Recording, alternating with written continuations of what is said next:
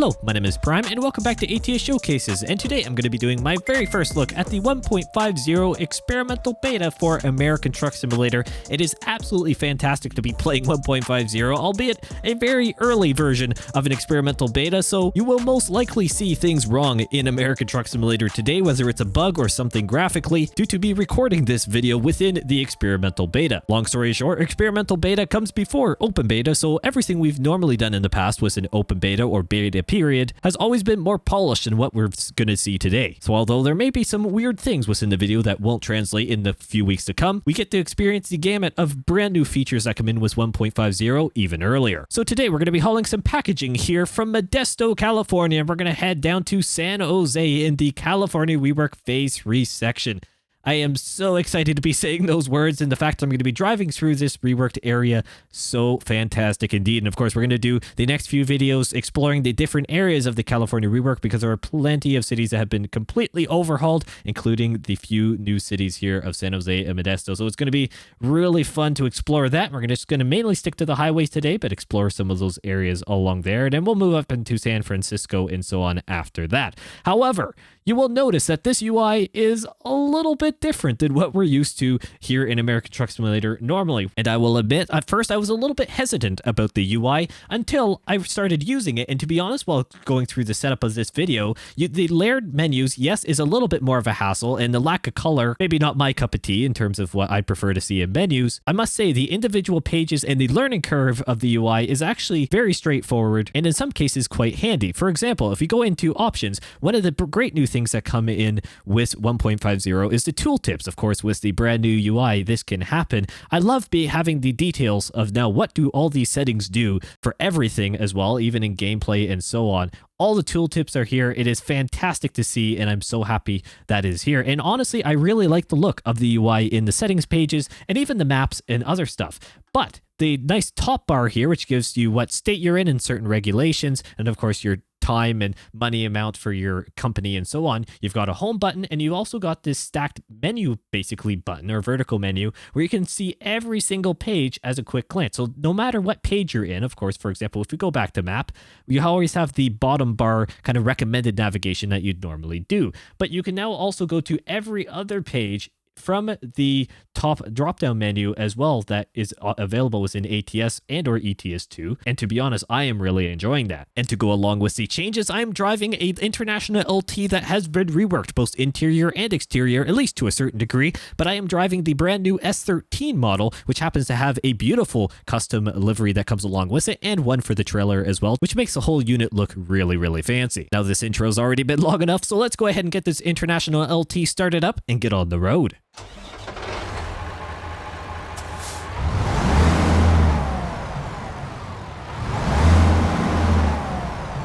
Sounds mighty fine to me. Now, everything you hear and see today is stock American Truck Simulator. I am not running any mods within my profile to make sure that what you are seeing here in the experimental beta is the true performance of the beta. So then also for me, I know if there's a bug related to the game or if it's just a mod. So without further ado, let's go ahead and get on the road. Hopefully everyone's doing well. I certainly am. It is fantastic to be back here in American Truck Simulator. It's been a little bit since I've done a longer form video. I've been doing my Prime News videos as much as I can, but I have been exceedingly busy as of late. Oh, finally the gate's opening. But finally, I now have some more time, and the longer form videos will be coming back in full force, which I am very excited about. Thank you to everyone who's been supporting the channel as of late, even though the upload schedule has been, well, non-existent, let's be honest. When was it ever existent to begin with? But it has been non-existent most definitely over the last little while. So without further ado, let's get talking about what kind of things are here in the beta. Well, there are quite a few things. Obviously, we are driving in the California rework section. It is absolutely fantastic to be doing so. Something that we've talked about for such a long time in Prime News videos. I put my mouse really weird there. I do apologize for that. However, it is fantastic, and that little ding is something that I'll talk about in just a second. It is fantastic to be driving here in California. We'll be exploring, as I mentioned in the intro there, different areas across some upcoming videos, obviously here between Modesto and San Jose, today, and then we'll be doing some other areas of the California rework in the near future. But that little ding, as it reminds me, might as well talk about it now. Along many other features is the addition of lane assist. Now, there are different levels to this lane assist. You can do the lane warning, assist warning, where if I just kind of drift towards the edge, it will give you a bit of a ding to say, come back. You got to come back to where you are in the lane. Now, there's also the full-on lane assist or lane correction that will actually turn your wheel in-game to then correct where you are driving. Like a proper lane assist in a vehicle if you have that option, or if you just use the warning, because a lot of vehicles you can toggle that. So it's great that it's in ATS as well. It's a very interesting feature, and one that's very complicated, and is also kind of part of the reason why this is an experimental beta, because it needs a lot of testing, obviously some work, but it is a really cool feature overall, and it's kind of getting a little overcast here in California. Well, who knew? We'll get to see some of those, maybe not the shadows that have been reworked, but definitely part of the graphics that have come along with everything. So let's kind of start from the top of the list here. 1.50, pretty major update for ATS. We've got the California rework section. We then have the updated UI, which is quite significant in its own right. There are also, well, this International LT and the Lone Star as well. The International LT has this new S13 model, which I'm driving today, which has an integrated powertrain. And of course, the interior has had a bit of an update to it as well, making things look even more high quality than it already was. Same with the Lone Star, has had an upgrade as well, but there's also been some features on the exterior of this International LT that has had some updates along the way. There has also been some various visual effects and also improvements, to be honest. The biggest one being the addition of TAA. That thing's going to ding at me every time I try to drive somewhere. I probably need to remember to use my indicator more often than I probably normally do, so I've got to remember to do that so it doesn't constantly ding at me for going around corners. And keep in mind, it may actually react, the lane assist may react a little bit more than it should. Once again, experimental beta, and it may also be just a good way for me to say an excuse for me drifting around lanes. Point is, plenty of graphical features as well. TAA is the biggest thing, or temporal anti-aliasing. It is a good step in the right direction for ATS to finally have some better anti-aliasing. I am running it today, as far as I know, on the top level. Okay, it's dinging at me for no reason. Okay, this lane assist is going to get a little bit annoying, so just ignore it. I'm going to try and not comment on it anymore. The TAA is nice to have some form of improved anti-aliasing for the game. It's been a long time coming, to be honest, and overall performance is quite good. And there's been other few things, like different particles as well, that have come in, or in the way that it reacts with light. Shadows, you can now turn on and off far shadows, which I do have far shadows enabled, and it's kind of hard. Sun isn't very good today here in game to be able to see it. However, the shadows cascade a lot better as well. You can see the edge of the truck. It's just a little bit, it's just more natural looking, which I like to see, if you ask me. However, it is just great to see the more step-by-step improvements here in 1.50 for the reworked graphics kind of engine, basically, of ATS. And there's some steps of things that are being improved to try and get performance a lot better. And another really nice addition in terms of performance and graphics is the frame rate limiter. It's something that the game actually hasn't had. Well, it hasn't had up until this point, and it's great to finally have it. So for those who want to limit their frames per second, whether it's in the background or in game itself, to a certain value, you may do that quite easily. And to be honest, I am quite happy about that, actually, because for recording these videos, to make sure that it's as smooth as possible for you, the viewer, I record all my videos in 60 frames per second. However, I use my main displays can do up to 144 hertz refresh rate, also known as 144 frames per second.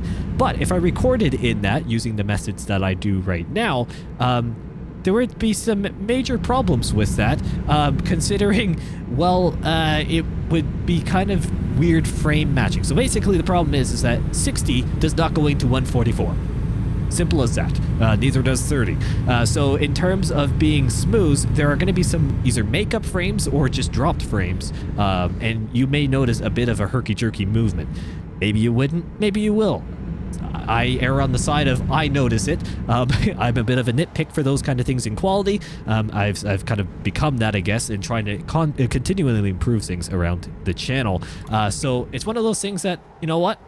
I limit my frame rate in game to 60 frames per second. Now that also allows me to run the game pretty much maxed out for what my computer can do. I spent a lot of time, as this is something that I try and do for these videos, to make sure that graphics can be, well, as high as quality as possible. So limiting my frames to 60 frames per second means that I can, well, put TAA up to the max, do 400% scaling, and have a lot of great things, well, up to the max here in ATS to give the best visual quality. And I know a lot of you comment on saying, how do you get your game to look so good? Well, I am very fortunate to have a graphics card as good as I do. I use the 3070, nothing too crazy in terms of components these days, but it works really well, and I've been able to fine tune it with my system. I'm very fortunate to have the equipment that I do, and I'm not going to take that for granted as well. But I've also put a lot of time into trying configuring, because everything is per individual system.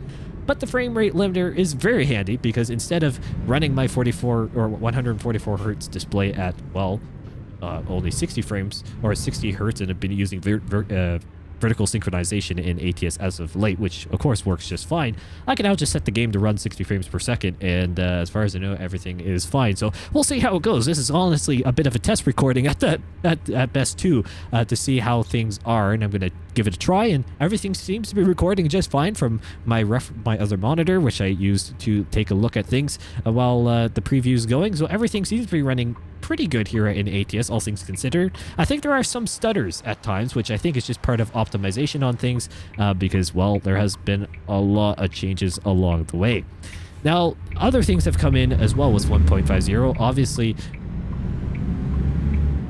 well, there's the brake squeaks. I don't think I've actually been able to get it to brake squeak yet, and I don't even know if it's enabled, to be honest. I probably should have checked that in the settings before starting. Next episode, if I cannot get the brakes to squeak in this video, I will most certainly make sure that it's enabled. It should be, but I will very much make sure it is. Actually, let's try and see. I couldn't hear a thing. Maybe that was just a bad angle. I couldn't hear a thing. I was expecting to hear more of a squeak than not. So I don't know if it's enabled or if it's just not quite working, or these International LT brakes and trailer brakes are all just fine. Maybe that's part of the simulation as well. If it's a new enough truck, you wouldn't have to worry about it. I don't really know. I guess we'll find out over time, and I'll do some research and testing between videos here. So I will try and get that going. But yeah, there's been plenty of things with 1.50, and as far as I know, some other things that are still going to be coming up, and most certainly another big thing that will be coming up, which that being Nebraska. I don't think there's any word of a lie when we say that Nebraska is coming just after 1.50, or kind of with it as well. We're getting to the nitty-gritty of the blog posts that are left with it. Obviously, there are some potential deliveries from what I've seen from other kind of review videos of the update as well, that there are kind of some cargo related to Nebraska within the beta itself, kind of hidden away, or at least was. So there's some cool things there as well, but it is just fantastic to be kind of getting to this point in the updates. I can't believe it's 1.50, and the fact that it is finally here with all the features is just incredible.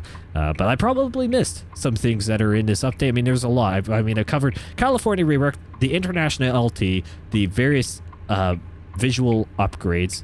We've had the UI update, which I talked about, and of course the brake squeaks as well. So as far as I know, that is pretty much the main basis of this update. And let me know if you're running experimental beta. I know quite a few of you are from the Prime News video, and thank you to everyone who has been commenting on that video and giving your feedback on the UI and the update overall. It is fantastic to see your opinion, but also let me know, for the ones who have been playing it now for a little bit, how has things been going? Because I will say right now, this is probably one of the first episodes where I fought with American Truck Simulator for such an incredibly long time to try and get a delivery to work. The day of recording this video, because this will not last, I can tell you that. It will be fixed. The day of recording this video, I have the cargo market, or I should say, yeah, the cargo and freight market are broken. You try and click on any city and it breaks. Not just San Jose and Modesto. And as we're rolling through San Jose here, because I'm kind of completely neglecting the areas we're driving through, I'm hoping you're just appreciating it. click on any city, crashes the game. But the external market and external cargo market just work fine. So, we're doing that today. You may have noticed that when I was showing off the UI there earlier in the video. It just kind of works, to be honest. The external market works just fine. I was able to painfully find a job that went from, well, between San Jose and Modesto. Oh, a little bit of herky-jerky there. Don't know what that's about, my word. A little bit of performance bits here and there. I don't know if the frame limiter has anything to do with it, or if it's some other factors as well. And I'm actually going to go interior here. I'm not going to cheat. Okay, I'm going to cheat. I'm going to look at the window. But I'm not going to go exterior cam. I don't know if the performance, if some of it is frame limiter, if it's TAA or some of the other particle effects or something along the lines. But sometimes there's a little bit of a herky-jerky kind of screen judder. However, I mean, you guys, the viewer cannot see this, but I have a frame rate kind of display in the corner of my screen, and there are never any fluctuations. It is always locked on 60 FPS, even when it does some weird. Oh, we just against the bump guard. That's what it's for. It just stays at 60. So I don't know what the problem is. To be honest, it doesn't really matter. Let's go ahead and shut off the truck. And overall, fantastic to be here in California and on 1.50 experimental beta. Once again, if you do not want to be part of the experimental beta, there is no force for you to be doing so, and you can even wait for the open beta, which will be coming soon. My trailer's doing a little bit of a shake dance there. Okay, that's fine. Just watch for me there, Jeff. Okay, in the back, blue shirt. Yeah, just make sure that thing doesn't fall over for me, right? Yeah, thank you.